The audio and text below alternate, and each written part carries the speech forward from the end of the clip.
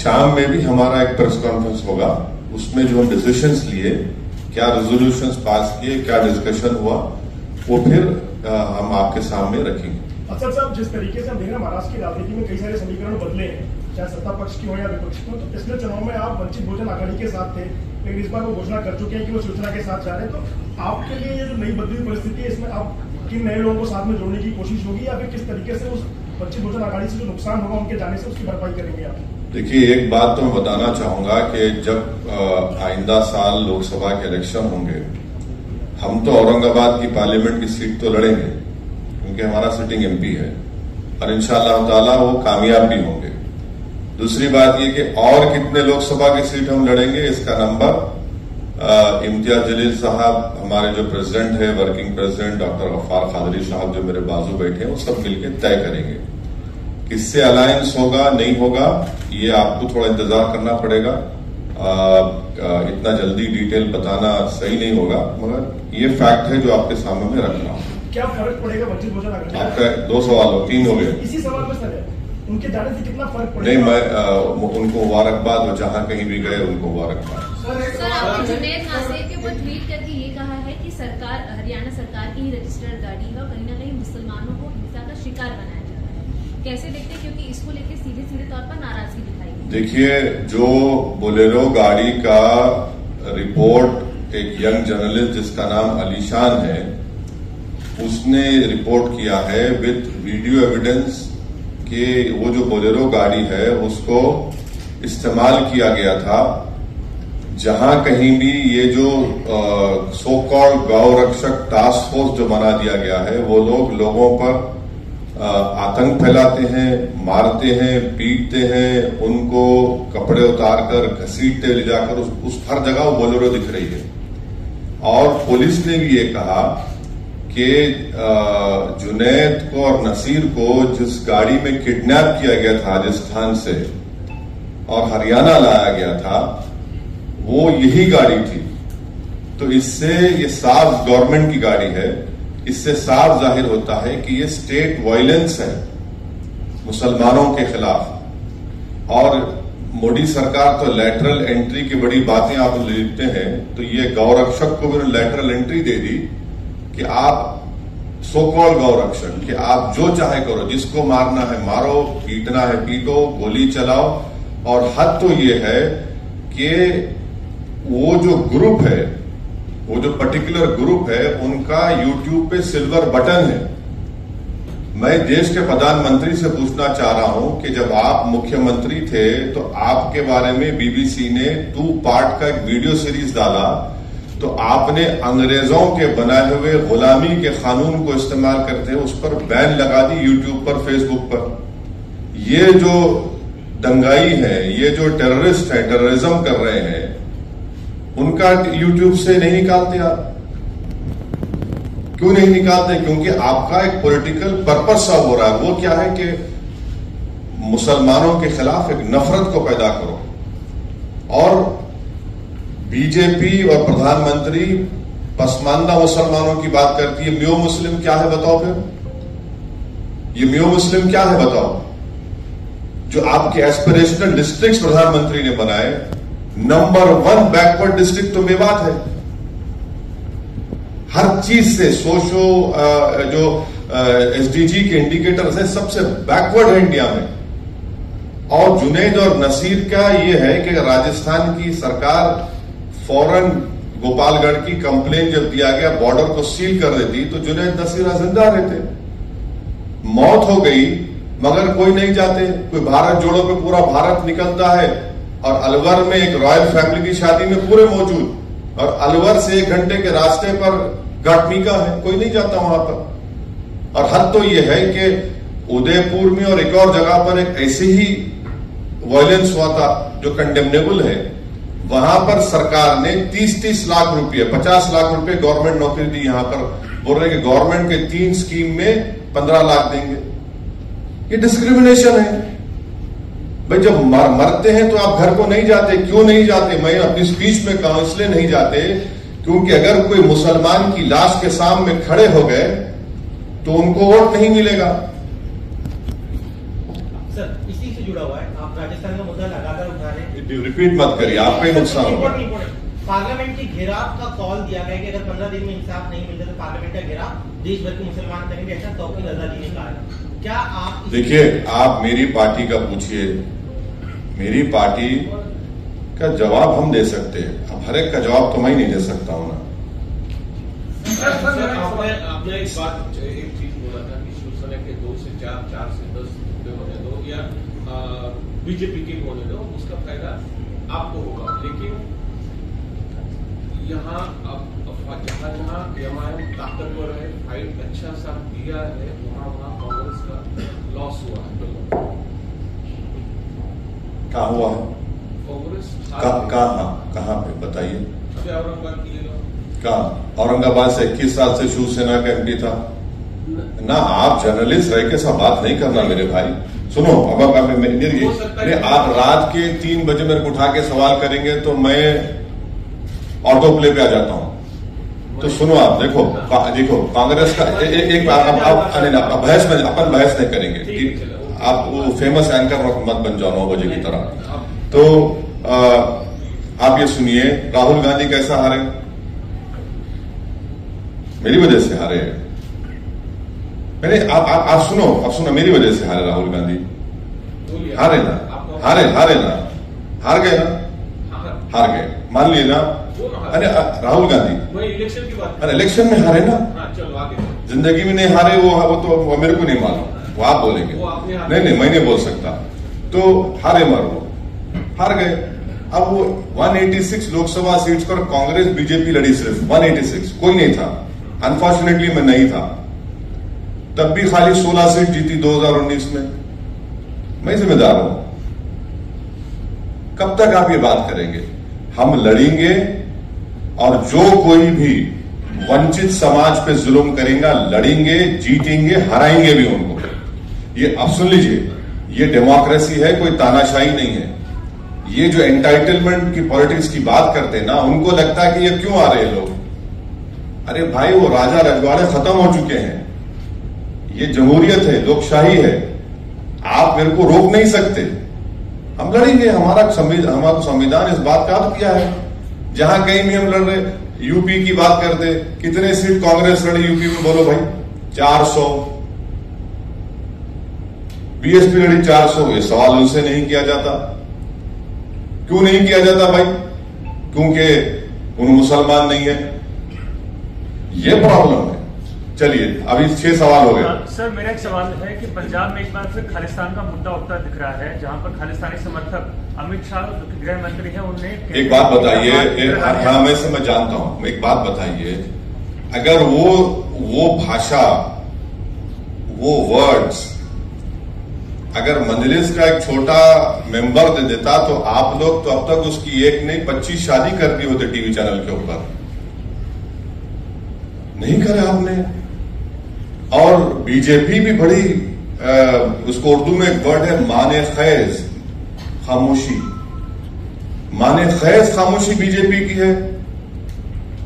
ये समझ में नहीं आ रहा उनको क्या चल रहा है वहां पर। और तीसरा, कल आए थे ना छोटा रिचार्ज मुंबई में, उनसे पूछ लेते आप क्या हो रहा है। तो उनकी सरकार है, मेरी सरकार तो नहीं है ना। उनको भी पूछ लेते हैं। सर, उनका तो ये कहना था, भगवत मान का ये कहना था कि पंजाब में लॉ एंड ऑर्डर मेंटेन है। हाँ, बिल्कुल है, बिल्कुल है। क्या आप सरकार पे सवाल उठा रहे हैं? नहीं, बिल्कुल है। मैं भी कह रहा हूं, बिल्कुल है। दिख रहा है ना हमारे को। थोड़ा बहुत हम उतने उनसे छोटा रिचार्ज की तरह उतना हमको दिमाग नहीं है, मगर थोड़ा तो दिख रहा है हमको क्या हो रहा है। इतना तो हम देखिए, एमआईएम पार्टी तो इतना तो पॉलिटिकल सेंस है हमारे को, हम ये बोल सकते हैं कि बारिश कब होने वाली है। हम हवाओं में सूंघकर मिट्टी की खुशबू, मिट्टी आने के बाद हम नहीं बोलते कि बारिश होने वाली है। हम ये जरूर बोलेंगे बारिश होने वाली है। सर, आगे क्या कार्रवाई की मांग करेंगे? हाँ, completed, it is complete. Sir, एक सवाल है, वैसे 2 सवाल है, लेकिन पहला सवाल ये है कि जिस तरीके से आप लोग आपने जिक्र किया कि डेमोक्रेसी है, जिस तरीके से आपने बोला कि यहाँ पर डेमोक्रेसी है, तानाशाही नहीं है, तो इसी से जुड़ा सवाल ये है कि जिस तरीके से आपने देखा शिवसेना के बारे में जो हुआ, इलेक्शन कमीशन ने जो डिसीजन दिया, तोड़ मोड़ पर जो भाजपा ने सरकार बनाई शिंदे के साथ में, लेकिन बाद में जो इलेक्शन कमीशन ने जो डिसीजन दिया, बिल्कुल, जो चुनाव चिन्ह था वो चला गया। हाँ। क्या इलेक्शन के कमीशन के निर्णय के ऊपर आप किस तरीके से देखते हैं? ये पहला सवाल। और दूसरा सवाल ये है, दूसरा सवाल ये है कि आपने देखा कि कल उद्धव ठाकरे से अरविंद केजरीवाल मिले, जैसे कि सब लोग अभी बोल रहे हैं कि छोटी छोटी रीजनल पार्टियां एक साथ आकर बीजेपी से लड़नी चाहिए, तो आपका अजेंडा क्या है?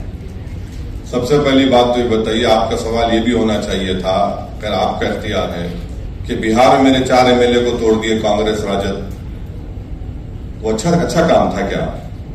बोलो, आपको पूछना चाहिए था। जब यहां गलत हुआ तो वहां सही हुआ क्या?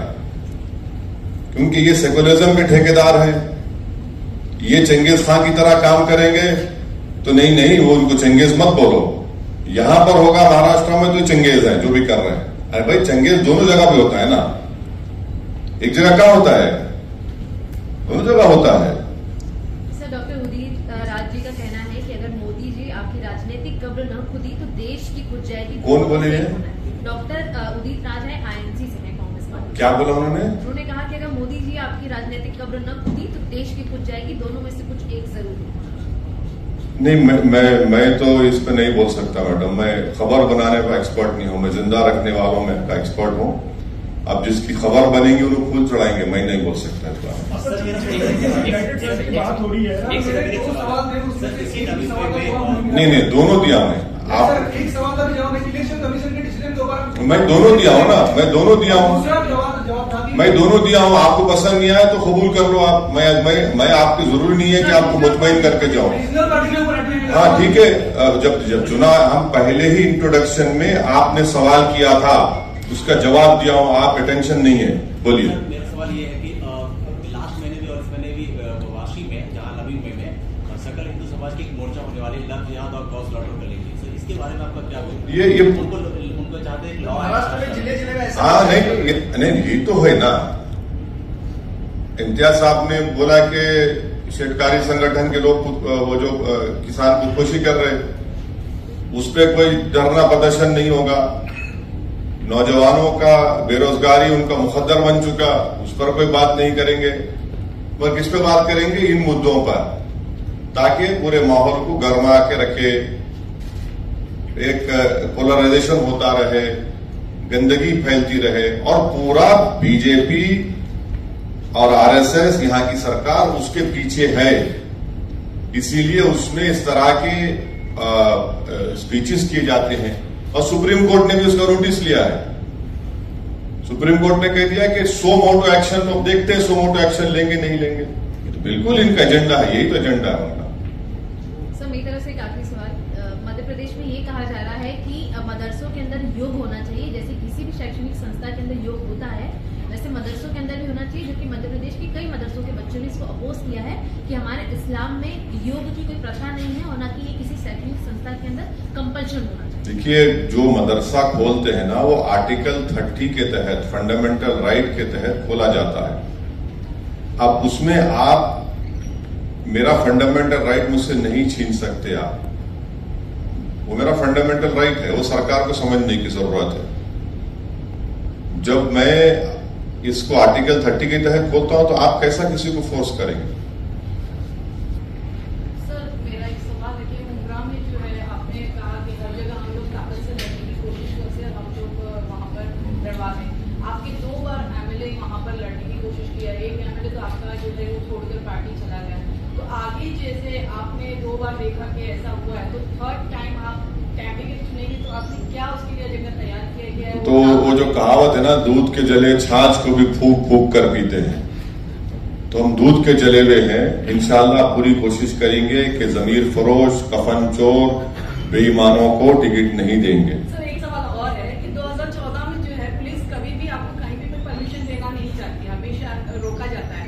पर 2014 में आपको जिस तरह आप हैदराबाद में घर घर जाकर जैसा आप ट्रेन चलते हैं, उसी तरह आपने मुंब्रा में भी कोशिश की थी।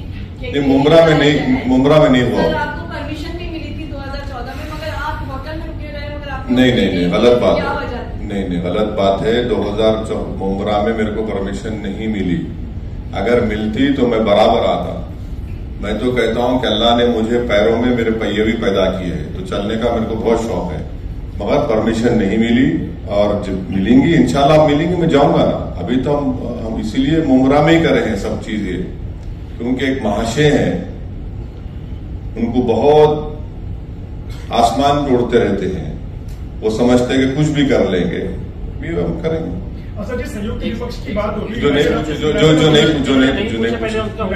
की बात पे क्या कहना आपको? डिमांड किया है हिंदू परिषद और बजरंग दल बैन होना चाहिए। कौन? आईएमसी। हाँ, आईएमसी क्या? आईएमसी क्या है? आईएमसी क्या है? इतिहाद मिल्लत कौंसिल। मैं नहीं जानता कौन सा ऑर्गेनाइजेशन। अरे उनसे पूछ लो भाई, मेरे को क्यों पूछते? मेरा असद जी 2024 के संयुक्त विपक्ष की जो बातचीत हो रही है, उसमें आप कितनी संभावना देखते हैं, या फिर आप किस तरफ खड़े? अच्छा, आप उनसे बात करा दीजिए ना हमारी। आप हम चलो, मैं आपको इसके आदे हूँ, चलो बात करो। आपको देता हूँ मैं, आपको संभावना नहीं, आपको देता हूँ जिम्मेदारी। चलिए बात कराइए ना, हम तो बहुत बात करा दीजिए। आप मैं तो बोलो बात करा दीजिए। अब वो बात नहीं करके आप लोग चलाते, वो टीम, फुला टीम, ऐसा टीम, अरे वो बात करा दो ना।